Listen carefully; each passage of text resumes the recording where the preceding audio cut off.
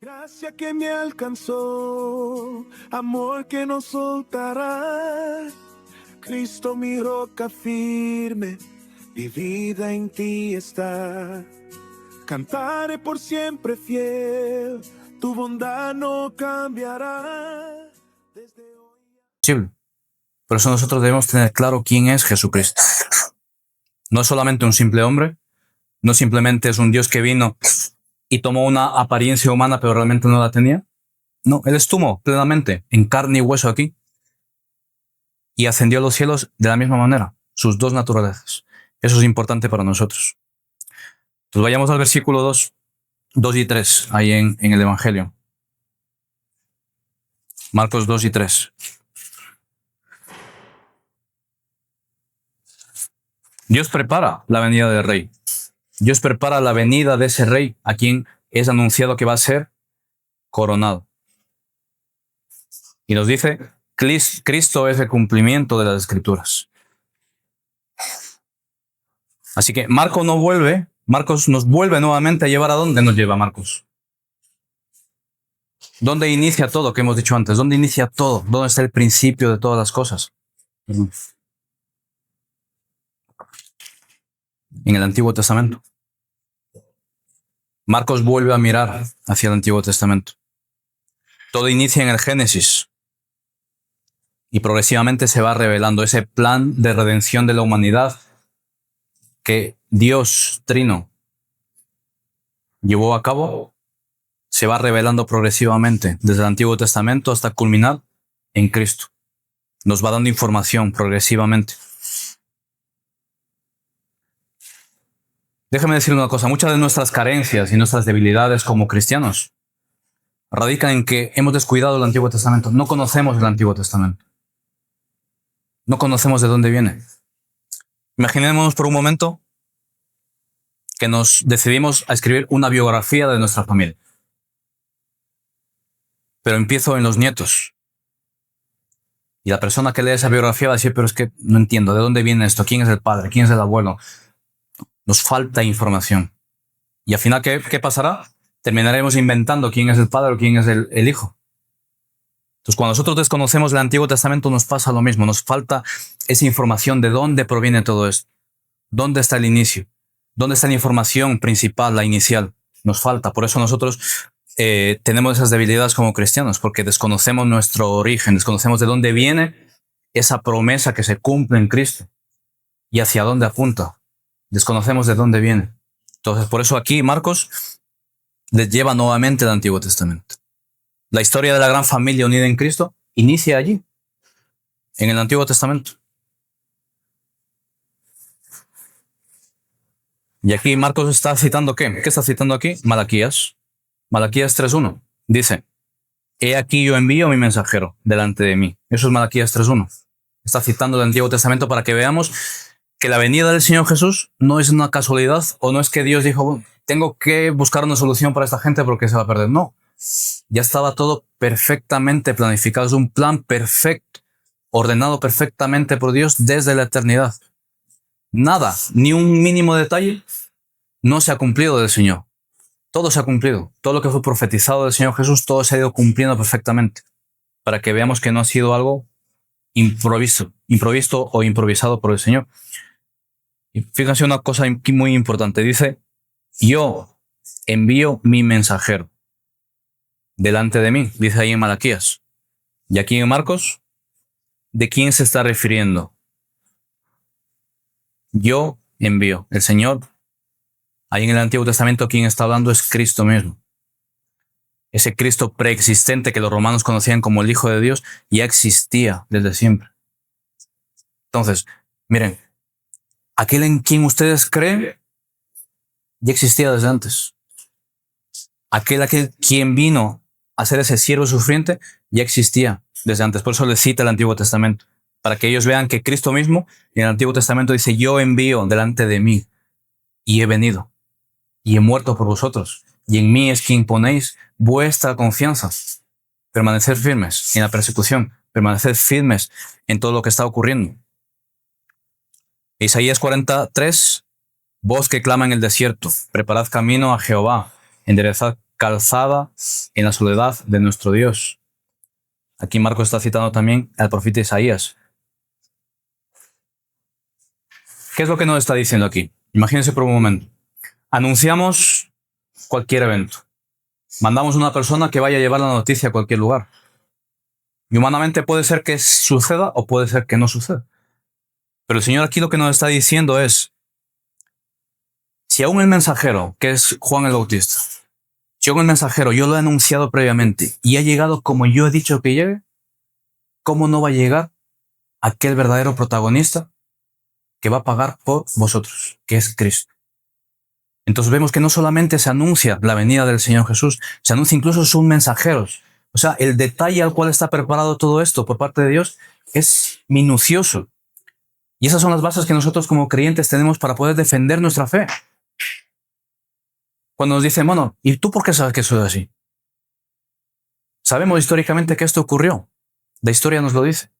Y le podemos decir, mira, esto que ocurrió históricamente, que la historia, los libros de historia lo cuentan, mira, Malaquías, Isaías, todos los profetas, Dios lo dijo años antes, muchos años antes, que ni siquiera existían todavía.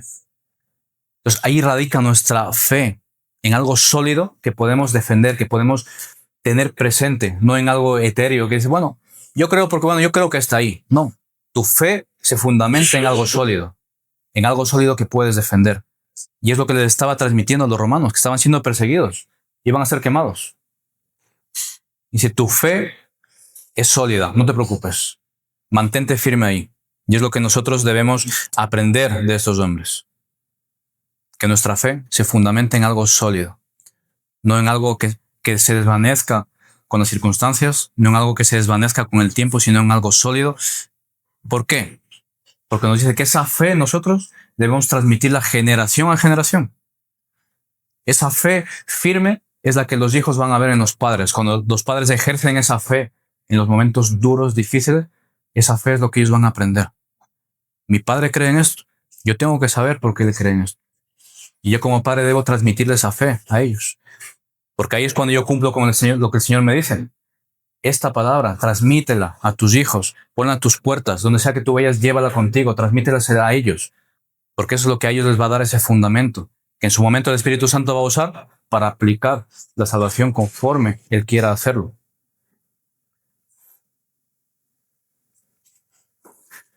Entonces, el camino debe prepararse, mis hermanos. Dice ahí el versículo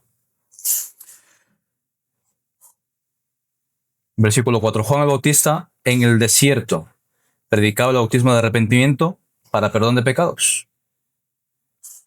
¿Para qué? ¿Para qué debe prepararse los caminos? ¿Quién eran los padres de Juan el Bautista? Zacarías e Isabel. En Lucas 1:16 lo tenemos. Esta mujer era estéril. Pero sin embargo, como sabemos, el Señor obra sobrenaturalmente. Le dice sobre Juan el Bautista, Lucas 1:16, hará que muchos de los hijos de Israel se conviertan al Señor Dios de ellos. Cada uno de nosotros, mis hermanos. Y con lo que voy a decir no quiero decir que se saque de contexto. Cada uno de nosotros, cuando el Señor nos trae a este mundo, cuando el Señor en su mente nos ha creado, dice que conoce nuestro existir desde el vientre de nuestra madre. Desde antes que estemos ahí, Él ya nos conoce íntimamente. Es porque Él nos trae con una meta, con un propósito. Y cuando digo con un propósito no me refiero a ser millonario, a hacer cosas extrañas, no. Con un propósito con el cual Él va a cumplir cada uno de sus propósitos que Él ha predispuesto. Antes de que existiéramos, Él lo va a cumplir en nuestras vidas. Bueno, si Él quiere que tú mañana vayas al África a predicar, el Señor te va a llevar ahí, aunque nunca digas, nunca me veo ahí. No, el Señor va a ordenar todo perfectamente para hacer en ti lo que Él quiere hacer mientras estés en este mundo. Y como ya sabemos, el propósito final, por medio de esa vida que te va a dar el Señor, va a conformar la imagen de su Hijo Jesucristo en ti. Todo, mis hermanos, está en las manos del Señor. Porque si algo, por muy pequeño que sea, se escapa de sus manos, Dios ya no es Dios. Y nuestra fe se derrumba como un castillo de naipes. Nuestra fe tiene que estar fundamentada en el Dios en el cual todo lo controla, todo está en sus manos. No hay nada, mis hermanos, que se escape de Él. De verdad, es algo que nosotros debemos tener firme en nuestra conciencia, en nuestro corazón, porque eso es lo que nos va a ayudar a permanecer firmes y sólidos en Cristo. Si nuestra fe tambalea en función de las circunstancias, en función de los momentos, en función de mi estado emocional, mi fe no es firme. Hoy la voy a tener, mañana no. Hoy voy a creer, mañana no.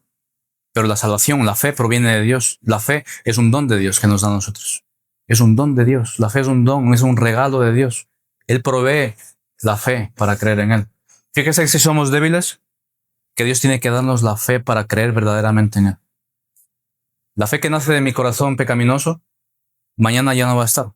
Y pasado quizás. Pero la fe que el Espíritu Santo planta en mi corazón, esa es permanente. Y es Dios mismo nos promete que Él se ocupará de que esa fe permanezca hasta el final. Dice, la buena obra que Él ha empezado, la perfeccionará. Así que ahí está nuestra confianza. Veamos ahí el versículo 4.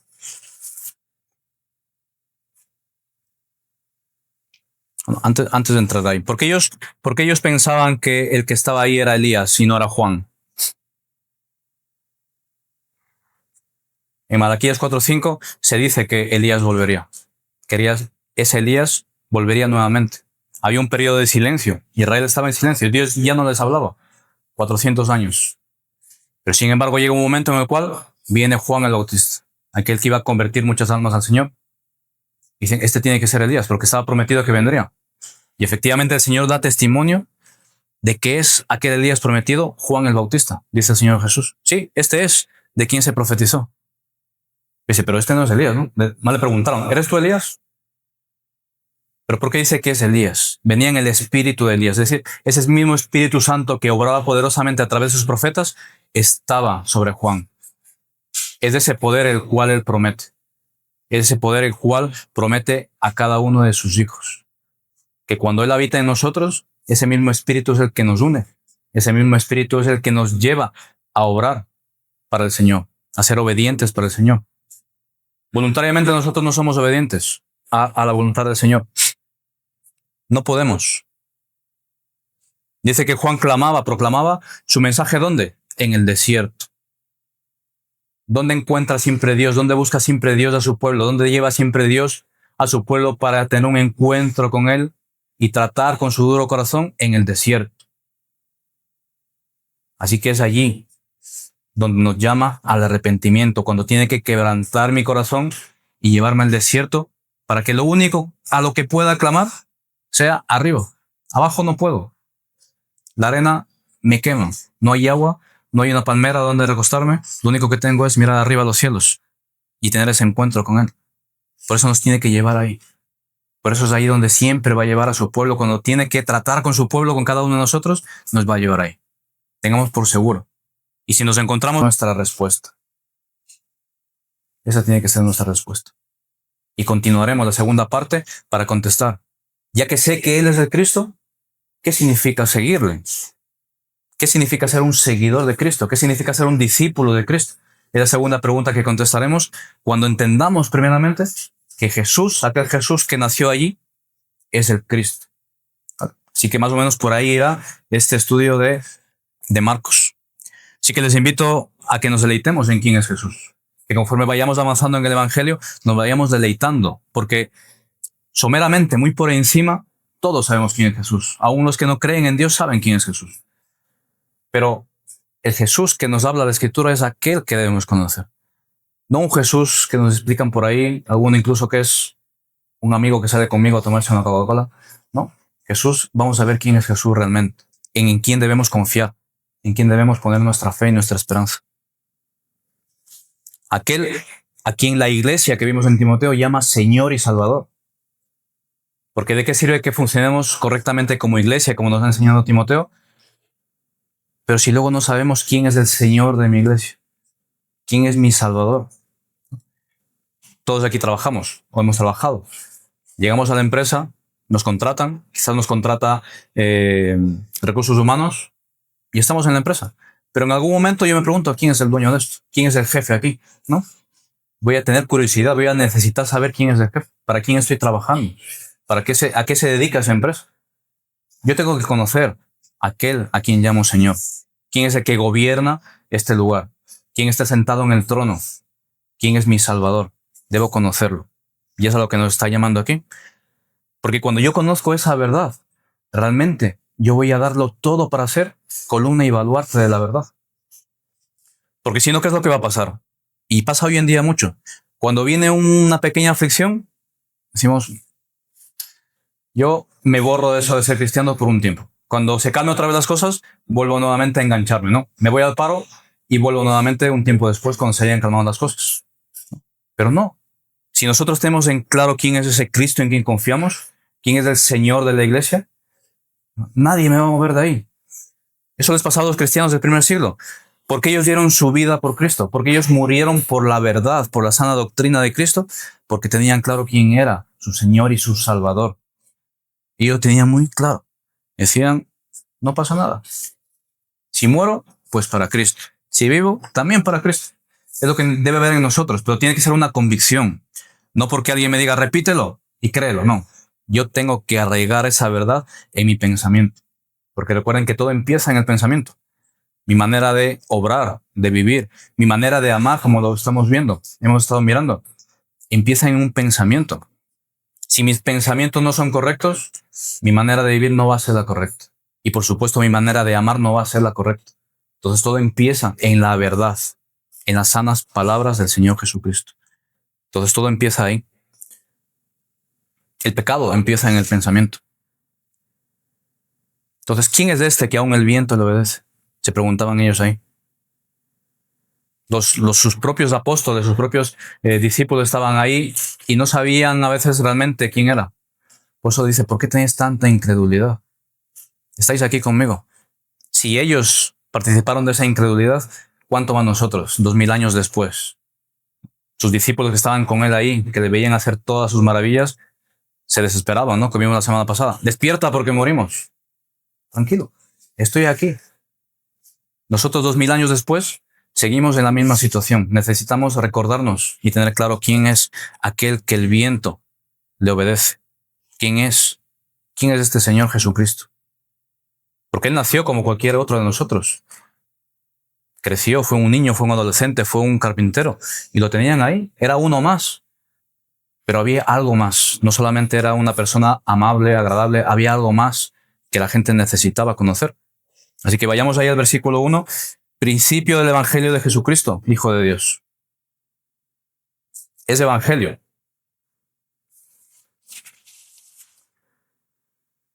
El Evangelio prometido. Evangelio prometido es el Evangelio del Señor Jesucristo. Mis hermanos, y aquí tenemos que empezar así porque, como digo, el Evangelio de Marcos empieza directamente en la acción. No se detiene en los detalles. El Evangelio no es ningún tipo de debate ni discurso filosófico. No da pie a hablar de principios éticos marcados por la sociedad. El Evangelio no tiene nada que ver con este mundo. El Evangelio tiene que ver con el Creador de todas las cosas. ¿Y qué es el Evangelio? Es el anuncio de unas buenas noticias, de una victoria, de una proclamación real. No sé si alguno se acuerda cuando se proclamó a Felipe VI. Se anunció por todo lado, por todo el mundo. Un nuevo rey en España. Algo anunciado, algo conocido por todo el mundo. Era proclamado. Eso es lo que ocurre aquí en el Evangelio. La proclamación del Rey soberano de todas las cosas que vino a ganar todas las batallas ahí en la cruz. Esa es la buena noticia que se anuncia. Dice, se anuncia que Dios ha cumplido sus promesas. Leíamos el Salmo por la mañana. Las promesas de Dios son fieles y son verdaderas. Dios prometió. ¿Y dónde empieza esto? Vayamos por favor a Génesis 3:15. Génesis 3:15.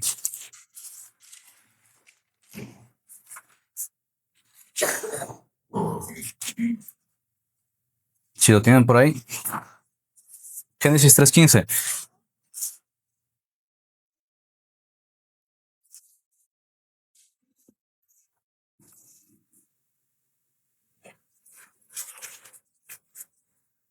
Y pondré enemistad entre ti y la mujer, y entre tu simiente y la simiente suya, y ésta te herirá en la cabeza, y tú le herirás en el calcañar. Una promesa del Señor Jesús, de Dios, concretamente, Dios Padre, allá en el tiempo pasado, en Génesis. Una promesa a causa de la caída del ser humano. Estaba Dios ahí y dijo, tu simiente, a la mujer, pisará a la serpiente. Una promesa del Señor Jesús, que luego veremos. ¿Cuántos de nosotros prometemos algo y se nos olvida al día siguiente? ¿Cuántos de nosotros no hemos prometido algo a mi esposo, a mi esposa, a mis hijos y al día siguiente no me acuerdo de ello? Imagínese por un momento que pudiese vivir miles de años y usted le promete algo hoy a su esposa, a su hijo, y dentro de miles de años se le ha olvidado completamente, ya no se acuerda. Pero el Señor Jesús se acuerda de sus promesas. Siempre se va a acordar de sus promesas. Prometió que esto ocurriría, que la simiente de la mujer pisaría la simiente de la serpiente. ¿Y qué ocurrió? El Evangelio es proclamado. Dios cumple su promesa, es lo que está ahí. Dios es fiel, que guarda su pacto, como dice Deuteronomio 7:9, por generaciones, por 1000 generaciones guarda su pacto. De generación en generación se acuerda de sus promesas. No se olvida. Las promesas que le hizo Abraham a todas sus descendientes, se los prometió y los siguió cumpliendo. Y ahora cada uno de nosotros nos promete que si habitamos a su abrigo, Él nos llevará a su presencia. Si ponemos su nombre como objetivo, si ponemos nuestra mirada en Él, nuestra confianza en Él, sabemos a dónde vamos. Tenemos la confianza de que estaremos con Él una eternidad. Porque confiamos en que todo aquello que Él promete es cierto. Pero aquí debemos pararnos a pensar en un momento en este asunto. ¿Dónde comienza todo? ¿Dónde comienza todo esto de ser cristiano? ¿Dónde comienza todo esto de, de creer en Jesús? ¿De dónde viene? ¿Quién lo inventó? ¿De dónde sale este pensamiento, no? Hay muchas corrientes filosóficas, ateas, que tienen sus explicaciones. Pero ¿dónde comienza todo? Comienza con Dios. El cristianismo comienza en Dios, que hizo todas las cosas. Con lo que Dios ha dicho. Ahí comienza todas las cosas. No comienza en el hombre, no comienza con lo que el hombre dice, así es o así será.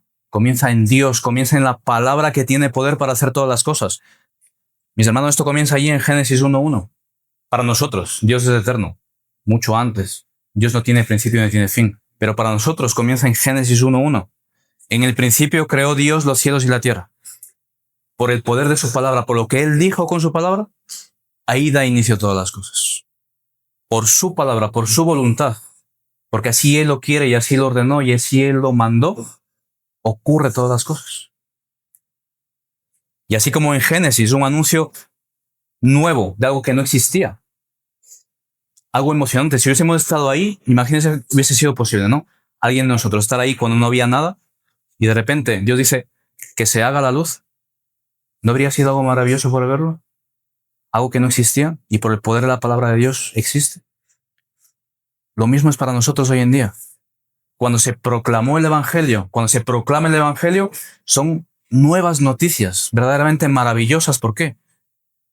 Porque es algo que no es producto, no puede surgir del hombre. No puede surgir del pensamiento ni del poder de la palabra del hombre porque no tiene poder. Surge del poder de Dios.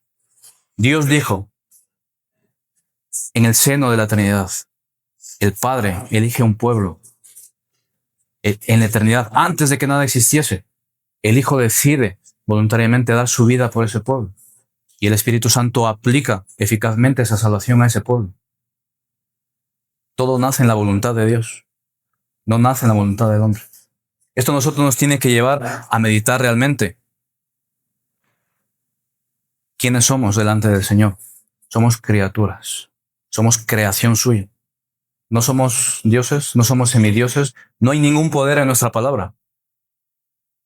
Muchas veces no hay ni siquiera verdad en nuestra palabra, en nuestros pensamientos. La verdad está en la palabra de Dios y que la tenemos aquí escrita. Ahí está la verdad. Y es ahí a donde debemos ir a buscar esas promesas. Esta promesa es anunciada. ¿Qué promesa es anunciada? Jehová salva. aquel Dios que creó todas las cosas, al principio de las cosas, al principio de todo, ese Dios prometió que salvaría. Y aquí, cuando el Señor Jesucristo viene, se cumple esa promesa. Jehová salva. Es lo que significa el nombre de Jesús. Jehová salva. Entonces, ¿qué proclamamos nosotros? El tiempo de la salvación ha llegado. La promesa se ha cumplido. Es lo que se anuncia cuando nosotros proclamamos el Evangelio. Dios prometió hace miles de años y Dios lo cumplió. Eso es lo que anunciamos. Esas son las buenas noticias de salvación que nosotros proclamamos como iglesia. Y es en lo que nosotros creemos. Así que ese anuncio se trata de Él. No se trata de nosotros.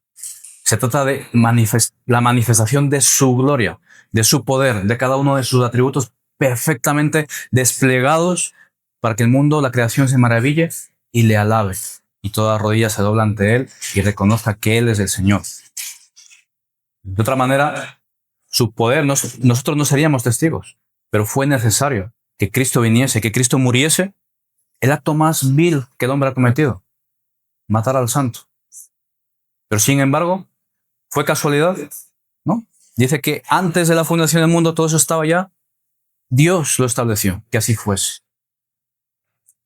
De un acto tan vil de parte del hombre, produce la vida para miles, cientos, millares de personas. Y todo nació en el seno de su pensamiento. Así que nosotros no somos más que beneficiarios de todo eso. Y por eso les invitamos en esta mañana que cuando cantemos al Señor, nos deleitemos en quién Él es y reconozcamos nuestra debilidad. Reconozcamos que nosotros no somos dignos, como ahora veremos, de hacer absolutamente nada para Él. Pero sin embargo, nos ha llamado a vivir como un hijo suyo, en su presencia. Principalmente este evangelio, ¿a dónde estaba dirigido? Estaba dirigido a un pueblo romano. ¿Qué pasaba con los romanos? Los romanos estaban siendo perseguidos por Nerón. Se incendió la ciudad, Nerón culpó al pueblo cristiano y los perseguían. Los del pueblo cristiano, que eran romanos, gentiles romanos, ¿qué necesitaban saber? Que aquel en quien habían confiado, aquel por quien ellos estaban siendo perseguidos, realmente era ese siervo sufriente, aquel que vino y murió y resucitó, como ese varón de dolores prometido allá en Isaías 53:3. Despreciado y desechado entre los hombres, varón de dolores, experimentó en quebranto. Y como que escondidos de él el rostro, fue menospreciado y no lo estimamos. Esta gente ahí en Roma necesitaba saber que aquel que murió es este siervo sufriente y que ellos estaban en el camino correcto, no estaban equivocados, no habían tomado una decisión errónea al seguir al Señor Jesucristo. ¿Y por qué necesitaban saber que era ese siervo sufriente? Para el pueblo romano, su pensamiento, su manera de pensar, cada cultura tiene una manera de pensar. El pueblo romano, ¿cómo pensaba? Para ellos, la acción, el efecto inmediato, el resultado, era lo que estaba en su mente. Ellos no se deleitaban en las cosas pequeñas, como los griegos se deleitaban en la filosofía, ¿no? En los pequeños detallitos, ¿no? Vamos a filosofar un poco. No, los romanos querían acción, querían resultado, querían... Y todo eso proviene del pensamiento del propio imperio, porque el imperio quería expandirse, resultados. Que cuando las tropas iban, tenían que venir con resultados. Imagínense, por ejemplo, es como cuando nosotros, creo que todos de aquí han tenido en algún momento esos teléfonos antiguos que solamente se podían mandar SMS, ¿no? ¿Qué es lo que hacían con ese mensajito que costaba cada uno al principio una barbaridad? ¿No? Pensaban muy bien qué es lo que iban a poner en cada palabra, ¿no? No se podía deleitar en los detallitos, ¿no? Bueno, mañana no. Directo. Mañana a las 8:30, lo que sea, ¿no? No podían pararse a decir, bueno, cariño, no sé qué, no. Porque eran limitados. Los caracteres eran limitados y el precio era alto. Entonces, de la misma manera, los romanos, ellos no se paraban en los detalles, eran concisos, directos. Por eso el evangelio es así, directo a la acción. Cristo vino, Cristo murió, Cristo resucitó. Cristo pagó por nosotros, va directamente a la acción, no se detiene en los pequeños detalles. Porque el pensamiento del romano era ese. Así era como ellos pensaban. Por eso este evangelio es tan dinámico. Es muy conciso, es es extremadamente corto, pero se va a lo importante. ¿Por qué es importante para nosotros esto? Además lo decía Pablo. Cuando estoy con los judíos, me hago como judío. ¿Para qué? Para llegarles. Cuando estoy con los gentiles, como gentiles, para llegarles en su pensamiento, en su manera de pensar. Y aquí tenemos un poco también que entrar un poco en ese evangelismo a donde tenemos que caminar, ¿no? ¿Qué tenemos que hacer nosotros cuando salimos de evangelizar a una persona? Observar quién es esa persona, cuál es su cultura, qué es lo que rodea. Llegarme a esa persona a conocerle, para que cuando yo le conozca yo sepa cómo compartir el evangelio. Imagínense, yo no puedo llegar, por ejemplo, a una persona de la Iglesia Católica Romana y entrarle directamente con la Biblia en la cabeza, hablándole, no sé, por ejemplo, de los santos o cosas así, ¿no? Porque no le voy a llegar, tengo que conocerle, tengo que acercarme de tal manera que él se disponga. Eso nos tiene a nosotros que llevar siempre a pedir esa dirección del Señor. Señor, ¿cómo le hablo a esta persona? A una persona le voy a entrar mejor de una manera que de otra. ¿Cómo comparto el evangelio? No en todos los lugares compartimos de la misma manera. Hay países en los cuales no se puede salir a la calle a publicar el evangelio, pero lo pueden hacer de otra manera. La iglesia perseguida no sale a la plaza a evangelizar porque les cuelgan a todos. Lo tienen que hacer de otra manera. Entonces, eso es lo que está aquí detrás. Cuando Marcos escribe este evangelio, él sabe a quién se está dirigiendo. Cada evangelio tiene su público. Mateo escribe a judíos, ¿no? Por eso está lleno de palabras judías y no las explica. Pero cuando Marcos usa alguna palabra que es judía propiamente, la explica o la traduce, porque los romanos no tenían por qué saberlo. Lucas, ¿para quién está escrito? Para los griegos. Juan, para el mundo universal. Por eso Juan es el evangelio que normalmente leemos cuando alguien viene al Señor Jesús, porque ahí está todo sobre el Señor Jesús, no para un público concreto. Entonces nosotros, mis hermanos, dice ahí el versículo 1, donde estamos en Marcos. Entonces ya hemos visto buenas noticias. ¿Es quién? Del Señor Jesucristo. ¿Quién es este Señor Jesucristo? Es Hijo de Dios. Y aquí empezaba diciendo al principio, ¿no? Que en ocasiones nos hablan de un Jesús. Todo el mundo conoce a Jesús. Todo el mundo conoce a ese Jesús amable que murió, que incluso... Digo, bueno, me iría con Jesús por ahí porque parece una persona ahí que no sé, no tiene ningún tipo de poder ni autoridad, simplemente pues una buena persona, ¿no? Con quien compartiría, con quien le contaría pues mis chistes, no sé.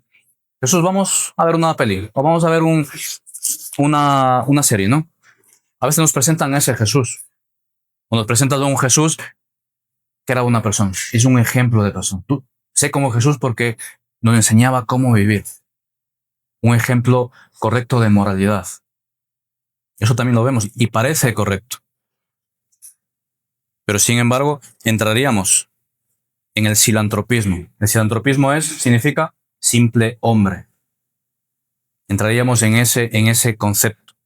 Y que dice de aquellos que niegan la deidad del Señor Jesús, que son el anticristo.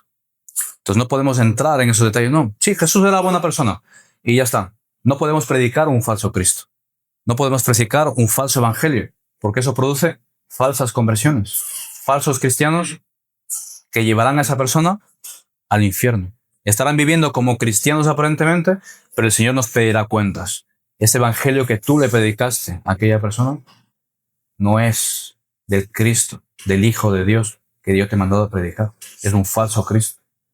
Entonces debemos ser cuidadosos con aquello que compartimos del Señor Jesús. Señor Jesús, ¿quién es? Es el Hijo de Dios.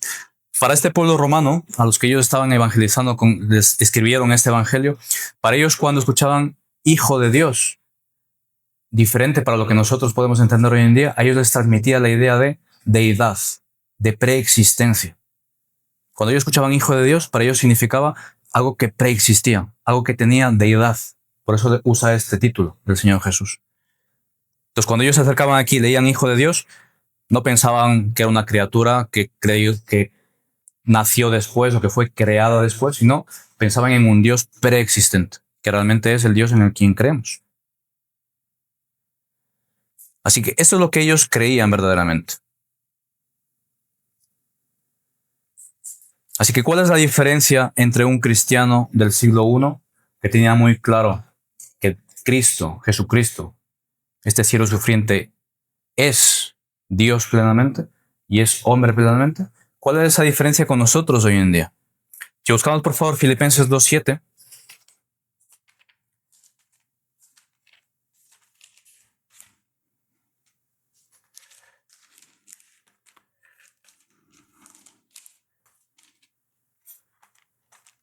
Filipenses 2:7.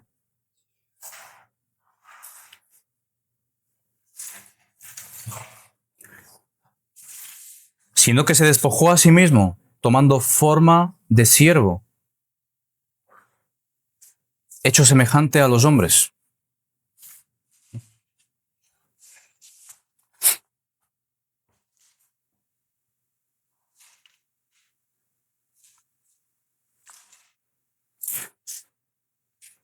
Ellos tenían muy claro cuál era ese misterio que la Escritura nos habla, que fue revelado.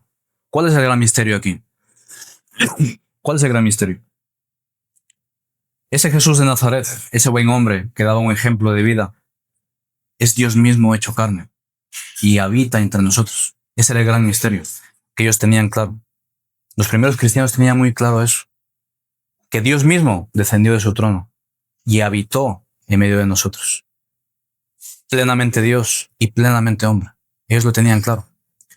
Ahí radica la diferencia entre un cristiano del primer siglo y nosotros. Nosotros no tenemos claro quién es Cristo. No tenemos claro quién es ese Jesús que nació allá en el primer siglo.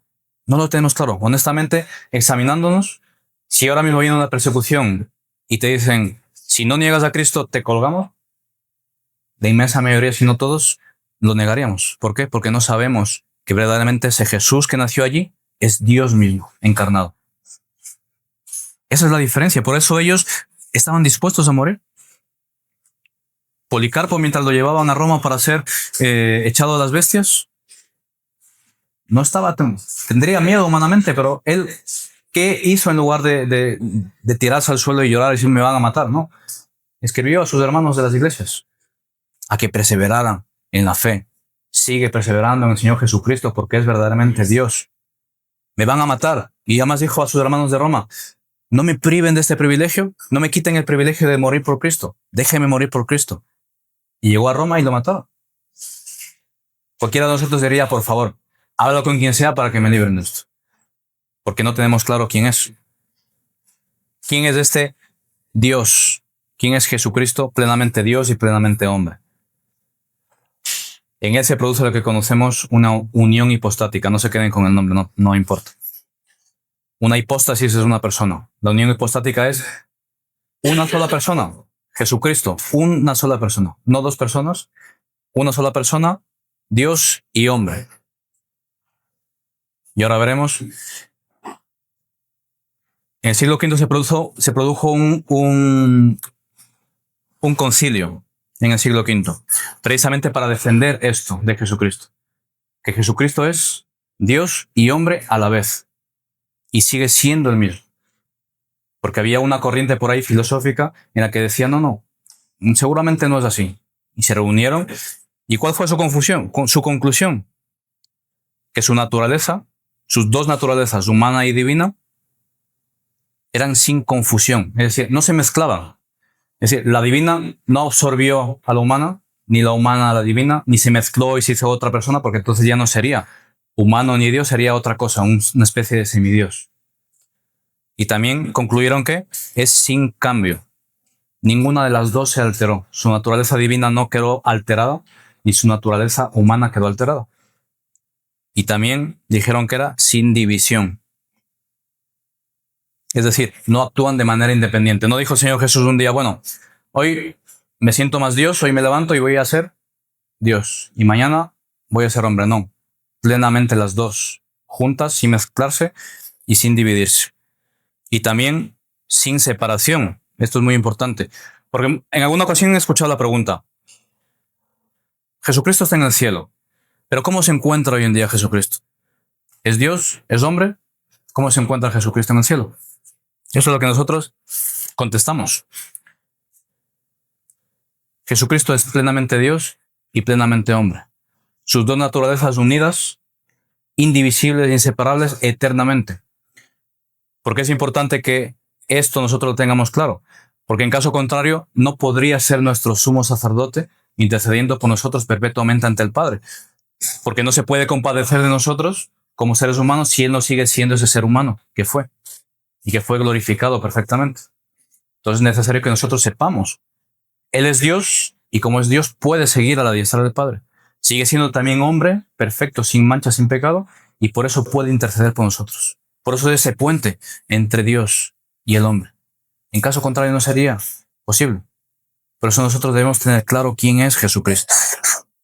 No es solamente un simple hombre, no simplemente es un Dios que vino y tomó una apariencia humana pero realmente no la tenía. No, Él estuvo plenamente en carne y hueso aquí y ascendió a los cielos de la misma manera, sus dos naturalezas. Eso es importante para nosotros. Pues vayamos al versículo 2 y 3, ahí en el Evangelio.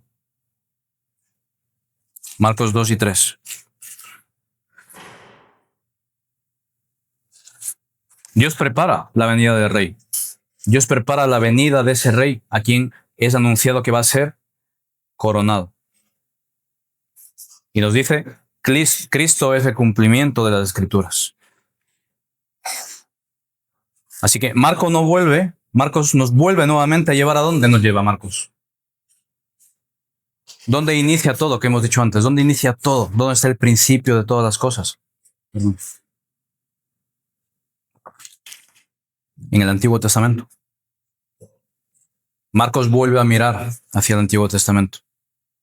Todo inicia en el Génesis y progresivamente se va revelando ese plan de redención de la humanidad que Dios Trino llevó a cabo.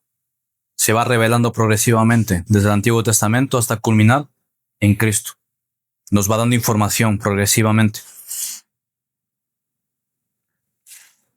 Déjame decir una cosa, muchas de nuestras carencias y nuestras debilidades como cristianos radican en que hemos descuidado el Antiguo Testamento. No conocemos el Antiguo Testamento. No conocemos de dónde viene.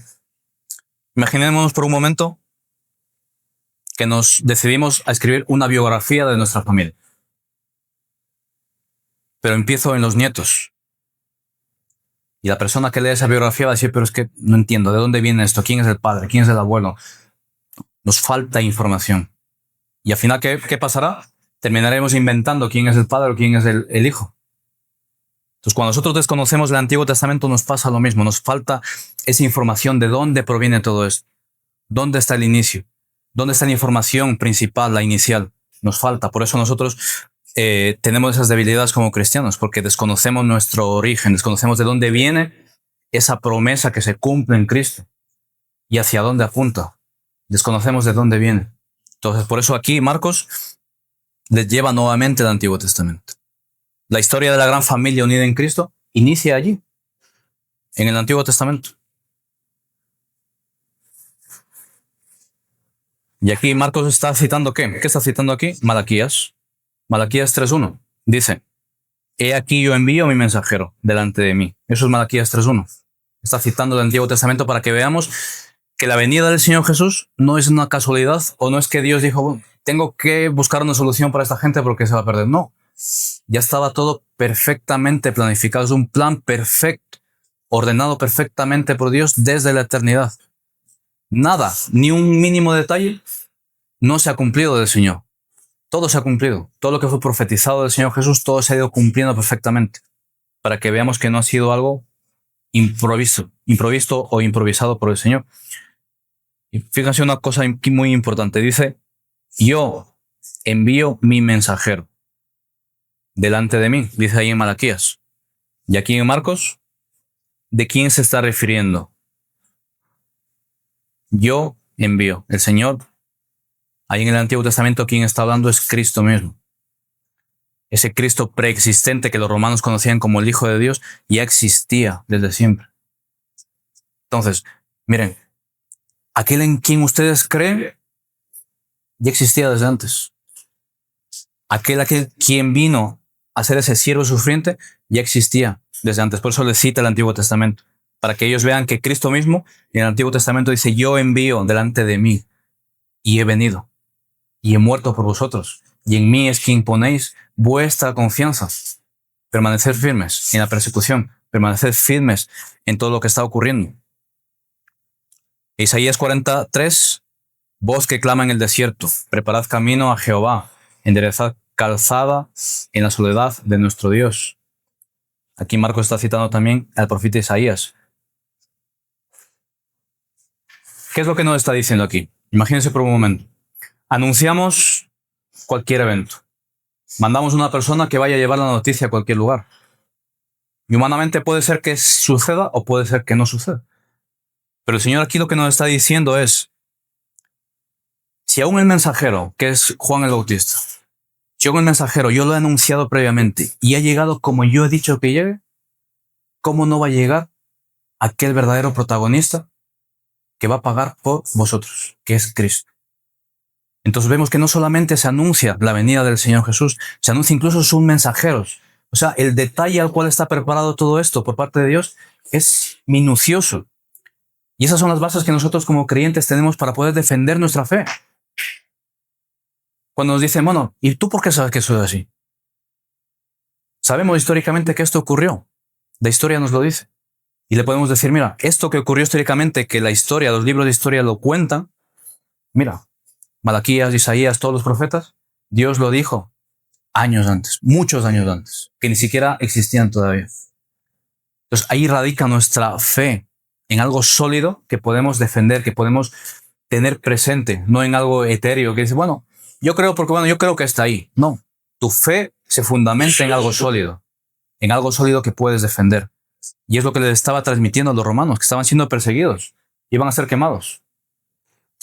Y si tu fe es sólida, no te preocupes, mantente firme ahí. Y es lo que nosotros debemos aprender de estos hombres. Que nuestra fe se fundamente en algo sólido, no en algo que se desvanezca con las circunstancias, no en algo que se desvanezca con el tiempo, sino en algo sólido. ¿Por qué? Porque nos dice que esa fe nosotros debemos transmitirla generación a generación. Esa fe firme es la que los hijos van a ver en los padres. Cuando los padres ejercen esa fe en los momentos duros, difíciles, esa fe es lo que ellos van a aprender. Mi padre cree en esto. Yo tengo que saber por qué él cree en esto. Y yo como padre debo transmitirle esa fe a ellos. Porque ahí es cuando yo cumplo con el Señor, lo que el Señor me dice. Esta palabra, transmítela a tus hijos, ponla a tus puertas, donde sea que tú vayas, llévala contigo, transmítela a ellos. Porque eso es lo que a ellos les va a dar ese fundamento, que en su momento el Espíritu Santo va a usar para aplicar la salvación conforme Él quiera hacerlo.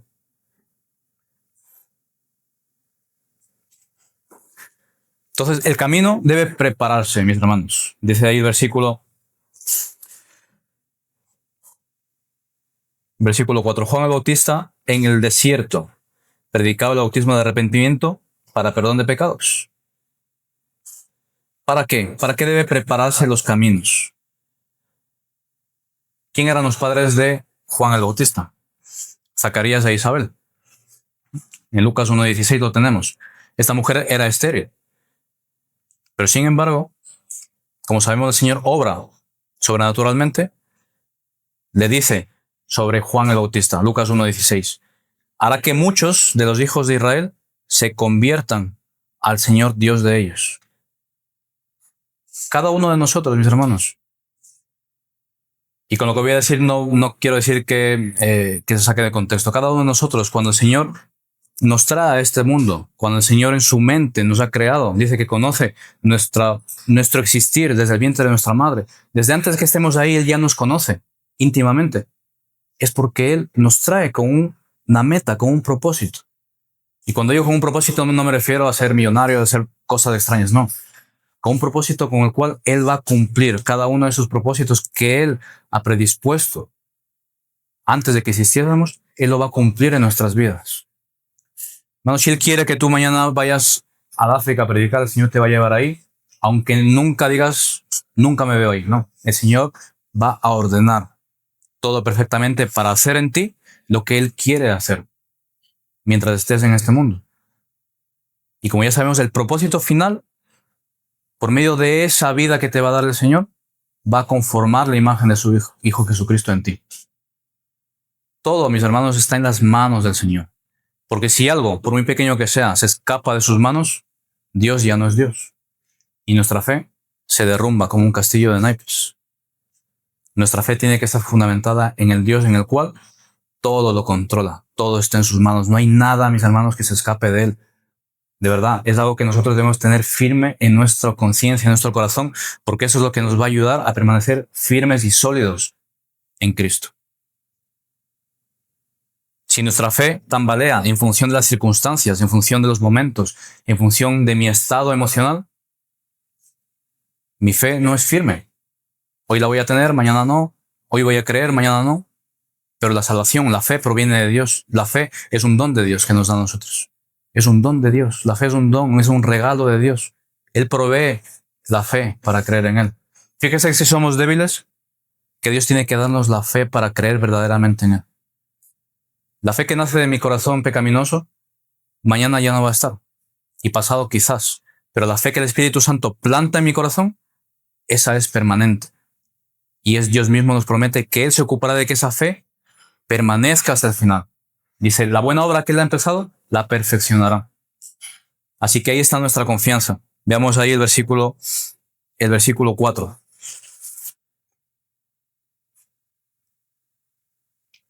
Antes de entrar ahí. ¿Por qué ellos pensaban que el que estaba ahí era Elías y no era Juan? En Malaquías 4:5 se dice que Elías volvería. Ese Elías volvería nuevamente. Había un periodo de silencio. Israel estaba en silencio. Dios ya no les hablaba. 400 años. Pero sin embargo llega un momento en el cual viene Juan el Bautista. Aquel que iba a convertir muchas almas al Señor. Dicen, este tiene que ser Elías porque estaba prometido que vendría. Y efectivamente el Señor da testimonio de que es aquel Elías prometido, Juan el Bautista. Dice el Señor Jesús. Sí, este es de quien se profetizó. Dice, pero este no es Elías, ¿no? Más le preguntaron, ¿eres tú Elías?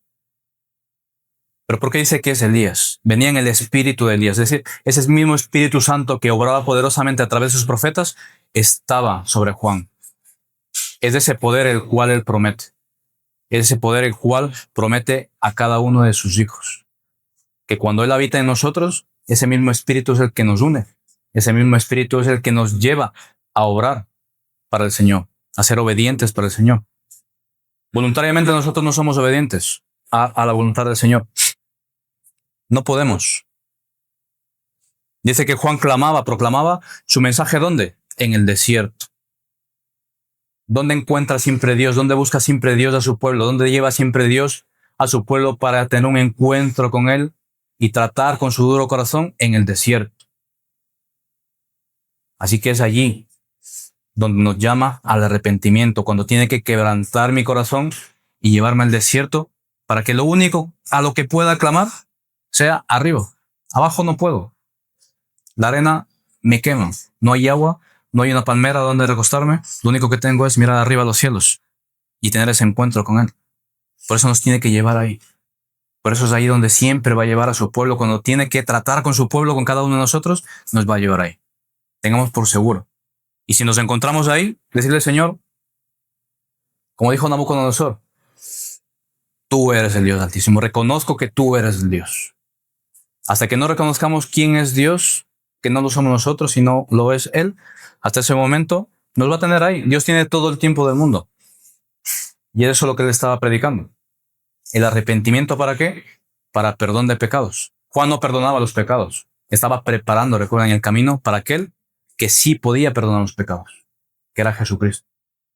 Pero nos llama ¿a qué? A que allanemos nuestro camino. Debemos preparar nuestro camino. Presentarme, ciertamente, ¿cómo? Sabiendo que Dios viene, Cristo viene. Cuando el Señor me permite, me da el privilegio de que la venda de mis ojos sea quitado y me doy cuenta, necesito de Dios.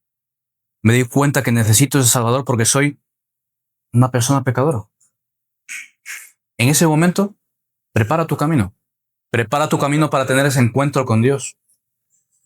Allana tus caminos para que sean agradables delante del Señor. Y si eres creyente, allana tus caminos cada día. Cada día pon en orden tus caminos para que Él mire tus caminos con agrado, sean rectos delante del Señor. Así que esa es nuestra tarea. Cada vez que nosotros predicamos el Evangelio, no prediquemos un Evangelio corrompido, Que le diga, no pasa nada, tú sigue viviendo como eres, porque Dios es amor. Dios te ama como tú eres. Eso es falso. ¿Falso por qué? Porque esa persona no va a allanar sus caminos. Así es, bueno, pues Dios, si es bueno, pues puedo seguir con mi vida, ¿no? Si me quiere como es, no. Pero Dios no nos quiere como somos. Dios no nos quiere como somos. Por eso dice que nos va transformando en la imagen de su Hijo Jesucristo. Por eso nos va transformando, porque si no, no nos transformaría. Seríamos perfectos, estaríamos en un estado de perfección. Y el único perfecto, el único bueno es Cristo. Entonces nos tiene que transformar, porque no nos quiere como somos. Nos ama, nos ha amado a pesar de lo que somos, para empezar esa buena obra y concluirla, para cuando nos parezcamos al Señor Jesucristo. Así que el Señor Jesucristo no vino de manera improvisada, ni de manera accidental. Es el cumplimiento del plan eterno de salvación del Señor Jesucristo. Veámoslo ahí, Tito 2:14, por favor, si pueden buscarlos. Tito 2:14. La carta a Tito 2:14.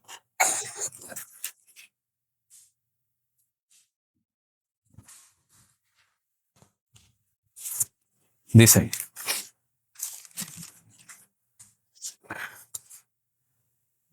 ¿quién se dio a sí mismo por nosotros para redimirnos de toda iniquidad y purificar para sí un pueblo propio, celoso de buenas obras? Cristo se dio por nosotros. Él es quien vino y se dio por nosotros.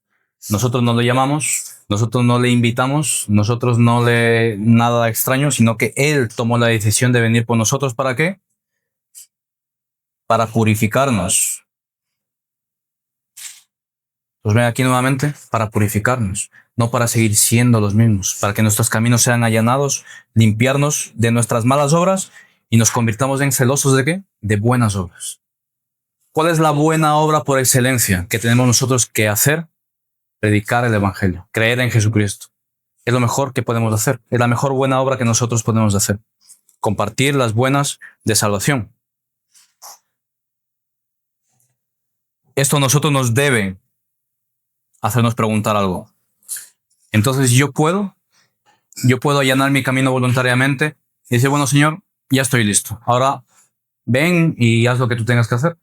¿Qué es lo que pasó con el Señor Jesús? Aún cuando Juan el Bautista estuvo predicando sobre su venida, dice Juan 1:11, a los suyos vino y los suyos no le recibieron.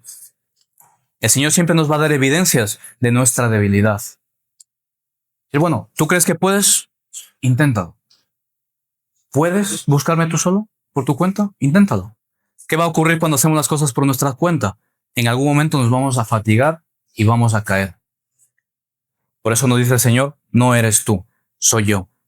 Soy yo el que he enviado un mensajero, soy yo el que he venido, soy yo el que he dado mi vida por ti, soy yo el que hago la obra en ti para que tú puedas permanecer en mis caminos, no lo eres tú.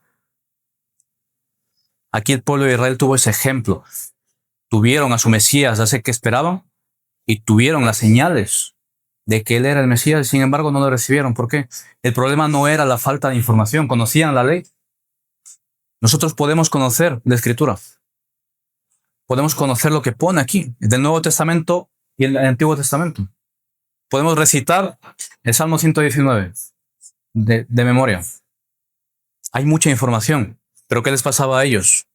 ¿Cuál era su problema? Su problema era el pecado, la ceguera espiritual. Estaban cegados espiritualmente, no podían reconocerlo. No podemos acercarnos a Dios si Él no nos llama a su presencia y nos ha quitado la venda de nuestros ojos. Nadie puede venir a mí si el Padre no lo trae. Nadie es salvo por sí mismo. Es un regalo que no lo merecemos. Es un regalo que Dios da a quien Él quiere, como Él quiere, porque Él es Dios. Dice la Escritura, Él es soberano sobre todas las cosas. ¿Por qué a mí o por qué no? Dice el vaso de barro, preguntará al alfarero, ¿por qué me haces así? No. Él es el soberano. Y por eso Él decide. Al igual que Él creó la luz, cuando Él lo quiso, en el momento en el que Él quiso, dijo, sea la luz. Y de la misma manera, cuando Él, una persona, quiere traerlo a sus pies, tú puedes decir que no, pero cuando Él dice que sea la luz en tu corazón, va a ocurrir. Eso es lo que va a ocurrir. Ese es el milagro del Evangelio. Que Cristo vino, ¿para qué? Para que eso sea posible. Para que cuando Él diga en tu corazón, sea la luz, verdaderamente sea la luz permanente en cada uno de nosotros. Porque aquella luz que nosotros intentamos poner ahí, siendo buenas personas, haciendo cosas buenas, en algún momento se apaga. Pero la luz que viene por medio del Espíritu Santo es permanente. Y esa obra solamente es posible por medio del Evangelio que fue proclamado. Dios salva, ha cumplido sus promesas.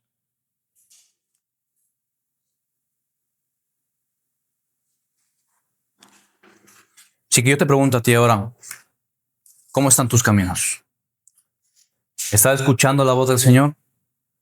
¿Ha resplandecido la voz de Dios en tu corazón? ¿Has escuchado su voz en el desierto?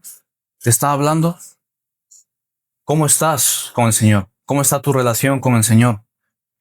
¿Cómo está tu vida con el Señor? Escucha su voz, porque Dios envía su mensajero. Dios sigue hablando de la misma manera que habló al pueblo de Israel por medio del profeta Juan. Él sigue hablando a todo el mundo, a toda criatura por medio de la predicación de su palabra. Nadie puede decir, yo no he escuchado. Todos tienen testimonio de que Dios existe, todos tienen testimonio de que Él ha venido. La historia de la humanidad se partió en dos. Nadie puede decir, yo no sé quién es Jesucristo. Todos saben quién es Jesucristo. Escuchemos. Si nos está hablando a nuestro corazón, si está ahí inquietándonos, pidiéndonos que allanemos nuestro corazón, nuestros caminos, escuchémoslo.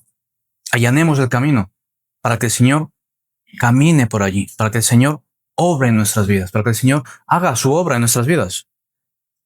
Él lo va a hacer tarde o temprano como Él quiera.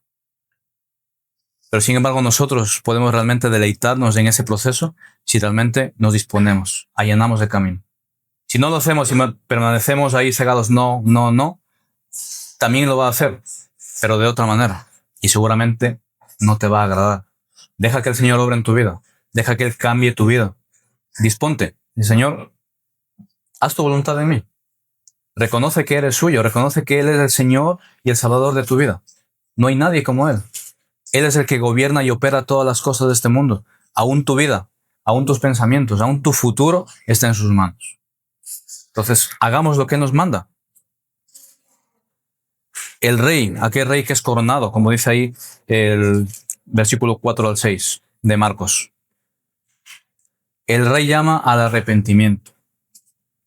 Sin arrepentimiento no hay salvación. Sin arrepentimiento no hay salvación. Versículo 4 al 6. Vemos ahí el versículo 5. Y salían a él toda la provincia de Judea y de todo Jerusalén, y eran bautizados por él en el río Jordán, confesando sus pecados. Cuando algo es llamativo, seguramente la gente se acerque. Cuando escuchamos una música que nos quebranta, dice, sí, yo creo en el Señor Jesús. Y voy y confieso al Señor Jesús y repito una oración y voy y me bautizo. Y luego todo eso se ha acabado. Una confesión falsa de fe. ¿Por qué? Porque no ha nacido del arrepentimiento. La conversión verdadera del alma nace del arrepentimiento. Es indispensable. El Señor pide que nos arrepintamos. Pero no nos arrepintamos de labios para afuera. La condición principal para el perdón de pecados es el arrepentimiento genuino del corazón. Un corazón contrito y humillado.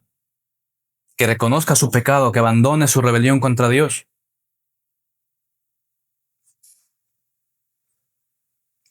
Tiene que ser un deleite para nosotros escuchar al Señor decirnos, arrepiéntete.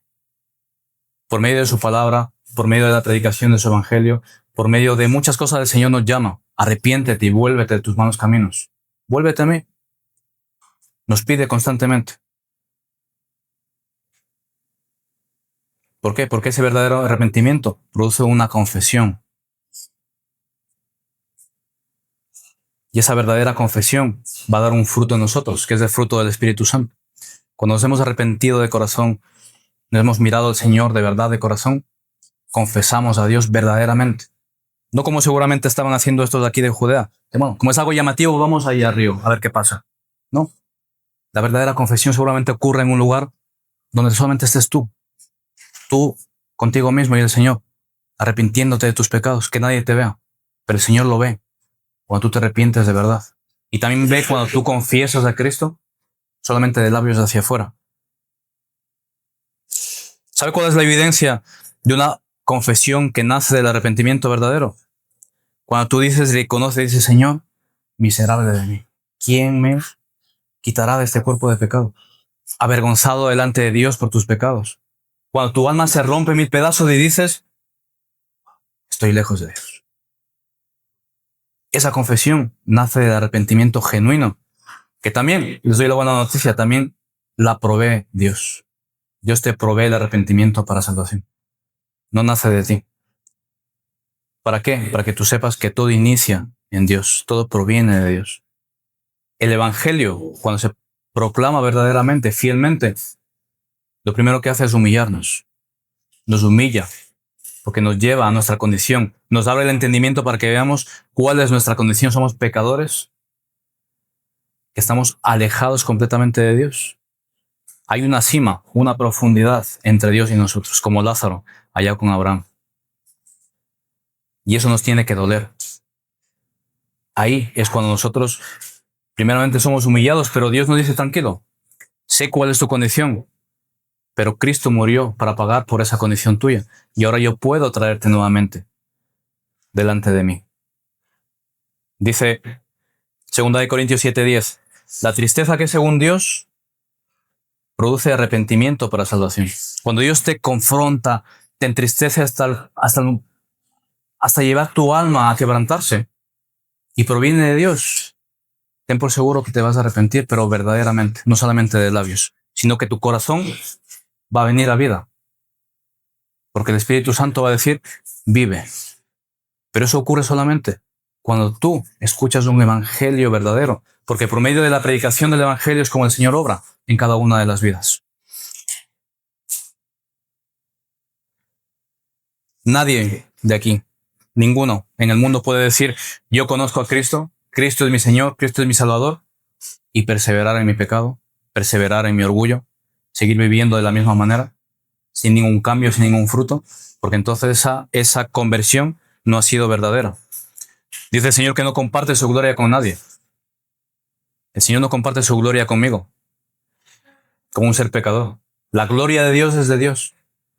Él no comparte su gloria con nadie. ¿Cómo va a compartir un Dios santo, perfectamente santo, con un hombre completamente pecaminoso como nosotros? Él no comparte su gloria con nadie. Así que, mis queridos hermanos, si has conocido al Señor, dale gracias porque todo ha sido obra suya. Solamente te has beneficiado de su bondad, de su misericordia, de su justicia también, porque se aplicó sobre Cristo. Cristo pagó por nosotros.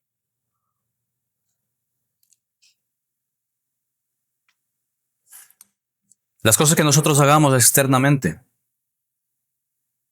aparentemente pueden dar la impresión de que somos cristianos. Pero es lo que ocurre en nuestro interior. Dice el Señor, no quiero sacrificios, quiero obediencia.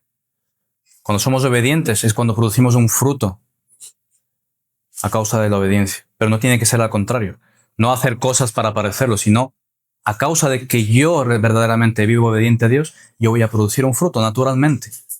Pero tiene que ser en ese sentido, no en el otro. El Evangelio, cada vez que se nos recuerda el Evangelio, cada vez que nos vuelven a predicar el Evangelio, permitamos que nos golpee como ese martillo que rompe el corazón endurecido, para que produzca fruto del Señor. No hay nada en la creación que resista la palabra del Señor. No hay nada en la creación que resista su voz. Cuando su voz dice que se haga algo, así será. No resistamos al Señor, porque va a ser más duro el proceso.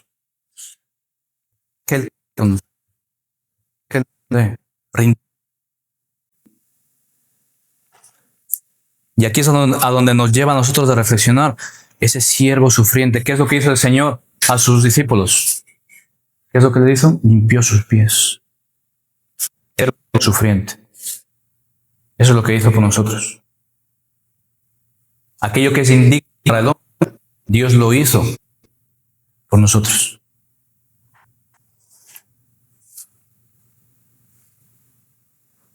Necesitamos, mis hermanos, tener ese deleite, esa complacencia en maravillarnos en quién es ese Dios en quien creemos. Ese Dios maravilloso que descendió de su trono, que no necesitaba descender de ahí, descendió para humillarse, descendió para limpiarnos el polvo, no solamente de nuestros pies, de todo nuestro cuerpo, y entregar su vida por nosotros.